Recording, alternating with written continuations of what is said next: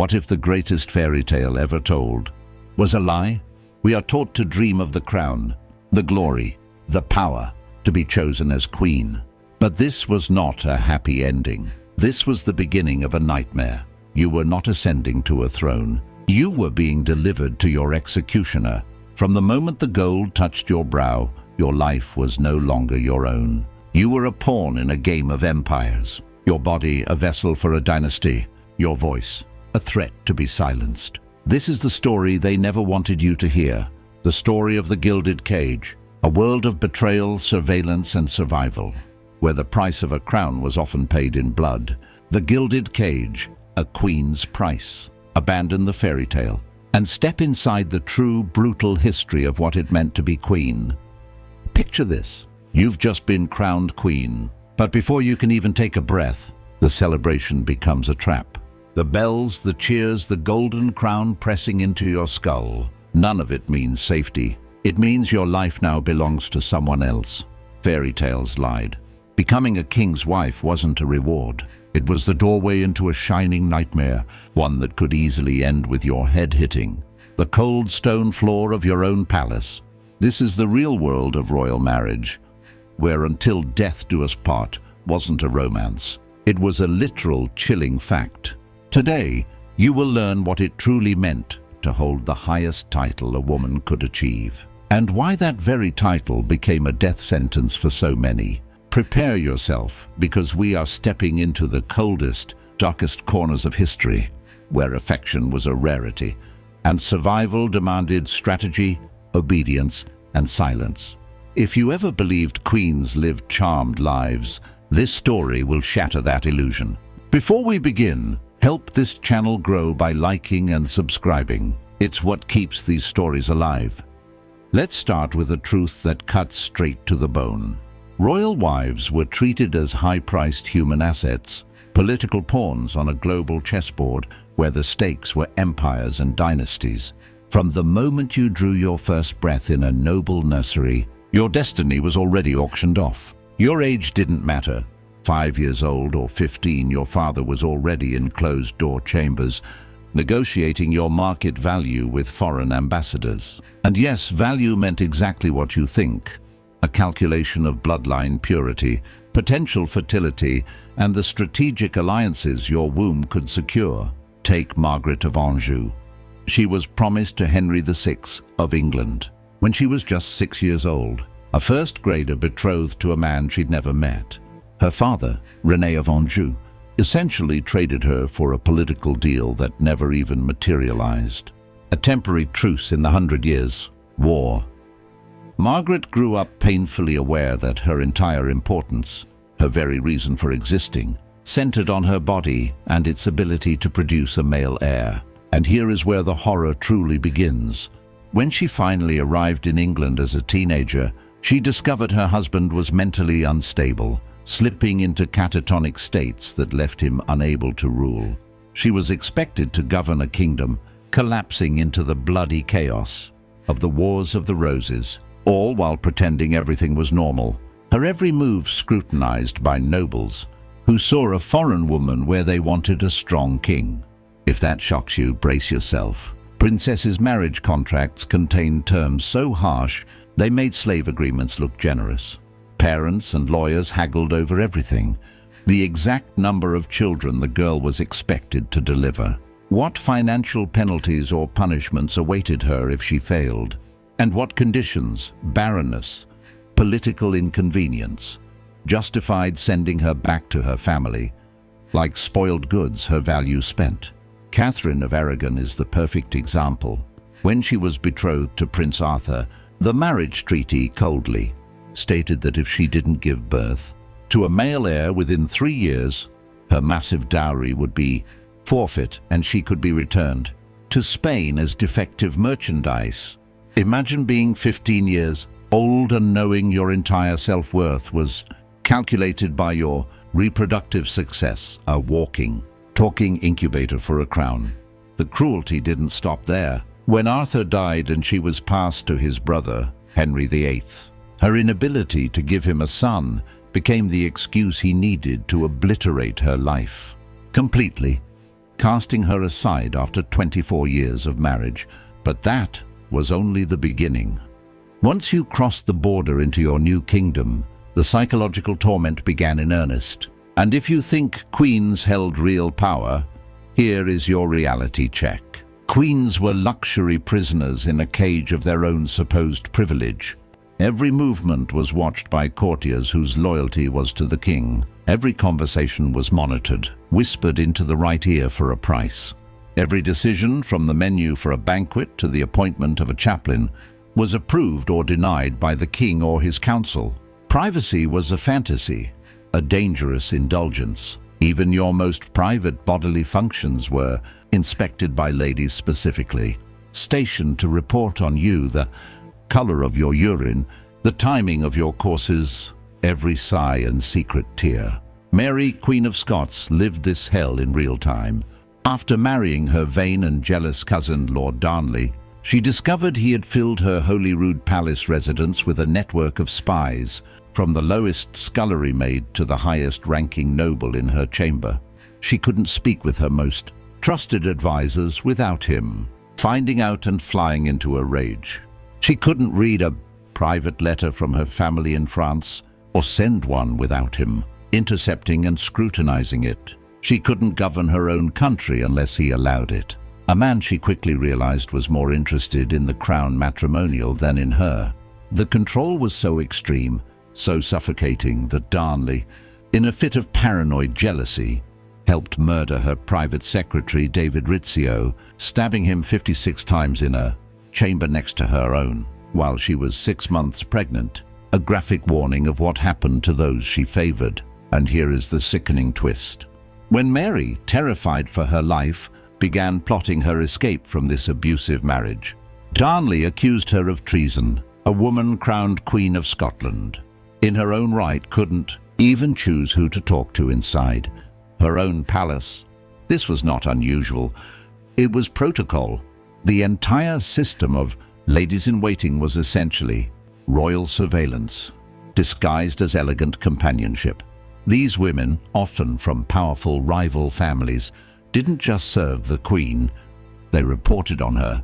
They tracked her moods for signs of discontent, her menstrual cycle for signs of pregnancy, her personal conversations for political ammunition, even her nightmares, because they often slept on a trundle bed in the very same room. This happened brutally to Catherine de' Medici when she married the future Henry II of France. Her every insecurity, her struggles with the French language and customs, her heartbreak over her husband's very public devotion to his mistress, all of it was relayed by her ladies-in-waiting, straight to Diane de Poitiers, the king's powerful mistress, who used this intimate knowledge to humiliate and outmaneuver Catherine at every turn. Imagine knowing that your private pain was being delivered as court entertainment, your vulnerability their favorite gossip. But psychological warfare was just the prelude. The main event was physical violence, normalized, accepted, and described as marital correction. This wasn't mild abuse behind closed doors. Queens endured beatings that shattered bones, knocked out teeth, and left scars they carried to their graves, hidden beneath layers of silk and ermine. Henry VIII, a king whose legacy is stained with the blood of his wives, didn't just execute 2 of them. He physically and psychologically abused most of them. Anne Boleyn, a woman of formidable intellect and spirit, was known to hide ugly bruises beneath her long, fashionable sleeves, marks from the discipline sessions Henry believed were his divine right to administer in order to control her fiery tongue. Catherine Howard, his 5th wife, a teenager trapped in an old man's court, reached her execution with so many injuries from alleged corrective beatings that even the hardened executioners pitied her shattered state. And here is the part that will turn your stomach. The court didn't just turn a blind eye. They viewed this brutality as standard, even commendable practice. Beating the queen was seen as a legitimate administrative skill, a king's duty to maintain order in his household, the most important household in the land. Courtiers and ambassadors even congratulated kings for keeping a firm hand and mastering their difficult wives. But now we move to territory even darker than violence: pregnancy. Because for queens, becoming pregnant was not a blessing. It was a high-stakes gamble with death where the house always won. Childbearing for royal women was essentially biological Russian roulette. With 5 out of 6 chambers loaded, most lived in a constant low hum of dread, acutely aware that every pregnancy might be their last. Their bodies not their own, but vessels for the state. The maternal mortality rate was astonishingly high, not from poverty or malnutrition, but because royal physicians were often glorified quacks who practiced medicine, like ritual magic, relying on ancient texts and superstitions over science. The story of Jane Seymour, Henry VIII's third wife, captures this horrifying reality perfectly. When she went into a long and arduous labor with her first child, the king's doctors, desperate to deliver the male heir that would secure their own positions, made a cold, calculated prioritization choice that still chills historians. The baby, the future of the Tudor dynasty, mattered infinitely more than the mother. Evidence suggests they performed a crude, brutal caesarean section on her while she was likely still alive or just deceased. Without any form of anesthesia or antiseptic, their only goal to deliver the future Edward VI intact. Jane lived long enough to hold her son, to be presented as the triumphant mother of the heir, then spent 12 agonizing days dying from septic infection and trauma, while the court congratulated itself and the king planned his next marriage. This was not a tragic mistake. It was intentional. Henry had explicitly ordered his doctors to save the child over the mother if complications arose. Jane Seymour was quite literally sacrificed on the altar of dynastic continuity. Her case wasn't unique. Royal birth protocols included specialized, terrifying tools built for one grim purpose: extracting the heir, even if it meant dismembering the mother in the process. Crooked hooks, sharpened blades, and crude iron forceps were designed to rip the child free if the labor stalled, to save the succession at any cost. These were instruments of torture, created not to preserve women, but to preserve a bloodline. Now we approach the final, darkest element of this control: the public executions. When a king decided his queen had outlived her usefulness or threatened his power, he didn't settle for a quiet annulment or discreet imprisonment. He needed a spectacle, a brutal public demonstration designed to terrify every noblewoman in the realm and reinforce his absolute authority. Anne Boleyn's execution in 1536 wasn't simple murder. It was a meticulously staged piece of political theatre meant to utterly crush her spirit and rewrite her legacy. Henry VIII didn't just want her dead, he wanted her memory destroyed, her name blackened for eternity. The accusations against her were so legally absurd and politically convenient. Charged with adultery with 5 men, including her own brother George, treason for allegedly plotting the king's death, and even sorcery for supposedly bewitching him, that even ambassadors and allies at the time wrote home of their skepticism. Her real crimes were twofold: failing, after multiple pregnancies, to provide a living son, and worse, daring to have a mind of her own, to contradict him in front of others, to be a political player rather than a silent vessel. And here comes the part that will break you. Anne, highly intelligent and attuned to the rhythms of the court, realized her death was coming weeks before the executioner's sword was even sharpened. Henry had already moved her to the Tower, stripped her of her titles, and had begun openly and lavishly pursuing her lady-in-waiting Jane Seymour. Anne understood the script. She had seen it written for Cardinal Wolsey and Thomas More. In her final, desperate days, she wrote secret letters to her toddler daughter Elizabeth, pleading with her to be the opposite of her mother, to obey men without question, to avoid confrontation, and to never, ever repeat her mother's mistakes of ambition and outspokenness. On a bright May morning, Anne was forced to walk to the scaffold on Tower Green, dressed not in queenly colours, but in solemn grey, the colour of mourning, while a hand-picked crowd of spectators hurled insults, calling her a goggle-eyed whore and a poisonous witch. Then came the final, gut-wrenching humiliation. She was required by tradition and threat to give a final speech praising Henry as a noble and gracious king and asking God to save the king. Imagine the psychological torture of being ordered to publicly compliment the man who had orchestrated your judicial murder. And Catherine Howard, Henry's fifth wife, suffered an even more degrading and pathetic fate. Accused of adultery based on a questionable past and flirtatious present, she was just 19, treated by the court as a manipulative, insatiable seductress, despite historical evidence suggesting she had been sexually abused by older men since she was a child living in her grandmother's household. Henry, in his narcissistic rage, even changed the law of treason so he could execute a queen for alleged premarital indiscretions, a crime that had never existed before. Catherine was so utterly terrified, so broken on the day of her death, that her legs gave way. She could not stand. They had to half carry, half drag her to the block, her body limp with fear.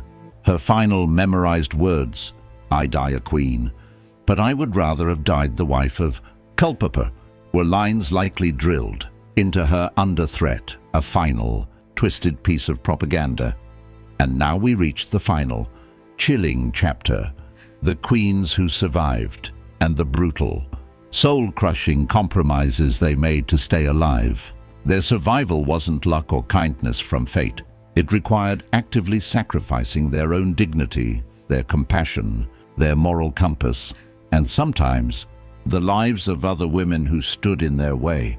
Catherine de' Medici, the Italian merchant's daughter who became Queen of France, mastered this terrible realpolitik art better than anyone. To remain queen, mother and protect the throne for her 3 weak sons in a country tearing itself. Apart in religious wars, she deliberately molded herself into what her enemies called the most dangerous woman in Europe. But the truth, history often forgets, is simple.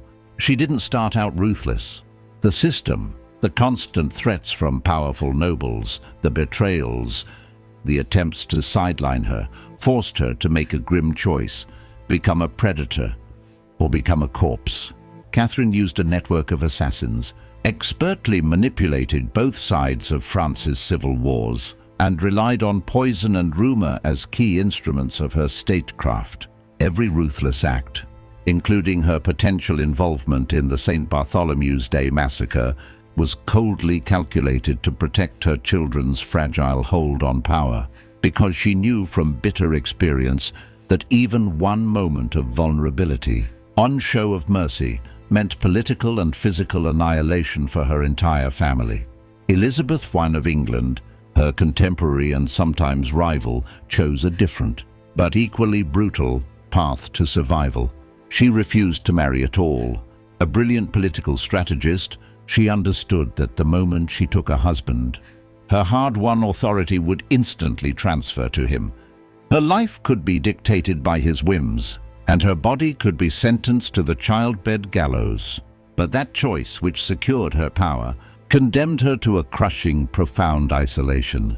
Every relationship, from her youthful passion for Robert Dudley to her flirtatious diplomacy with foreign suitors, had to be meticulously evaluated through the lens of political risk. She could never let her guard down. This understanding led her to sign the death warrant of her cousin, Mary, Queen of Scots, not out of personal hatred, but because she knew that as long as Mary, a Catholic claimant, lived, she would be a lightning rod for every plot to overthrow Elizabeth. The letter Elizabeth wrote after signing the warrant, filled with anguish and rage, exposes the human torment behind the iconic Virgin Queen mask. "I have signed away the life of my own blood," she lamented, "and with it the life of my own soul." And then there is perhaps the most heartbreaking case of all, Joanna of Castile, known to history as Joanna the Mad, but a closer look reveals Joanna was likely never clinically insane. She was cornered by the men in her life. When her husband, the devastatingly handsome and unfaithful Philip, died suddenly, she refused to bury his decomposing body, traveling with his coffin for months. This was not madness. It was her last desperate form of resistance. In that era, a queen's power was intrinsically linked to her husband, even a dead one. Without Philip's physical presence, the Castilian nobles and her own father would treat her as a powerless widow to be manipulated, locked away, or cast aside. Her macabre vigil was a political statement. Her father, and later her ambitious son, the Emperor Charles V, exploited this so-called madness to declare her unfit and imprison her in the castle of Tordesillas for 46 years, nearly half a century, locked away in increasingly squalid conditions, not because she was a danger, but because it was politically convenient for the men who wanted to rule. Castile in her name. Records from her attendants show Joanna was often lucid and rational, but she had learned that performing instability, retreating into a world of grief, was the only way to avoid being forced into another political marriage or used as a pawn against her son. Her insanity was a sophisticated, tragic survival tactic. This is the devastating, unifying truth embedded in all these stories. These queens weren't passive, helpless victims waiting for their fate. They were fighters, strategists, and survivors trapped inside an ornate, inescapable system that offered them only two horrific choices: adapt and become as ruthless as the world that shaped them, or die. Their weapons were limited to their intellect, their endurance, their power of manipulation, and when cornered, their capacity for cruelty. But the cost of staying alive, of holding on to a shred of power, was becoming a twisted, hardened version of who they once were. So this is the real face of royal marriage. A system that treated the most powerful women on earth like decorated livestock, prized for their bloodline and their womb. A world where genuine affection was a dangerous liability, and survival demanded unimaginable sacrifices of body, mind, and spirit. These were not fairy tale princesses waiting for a happy ending.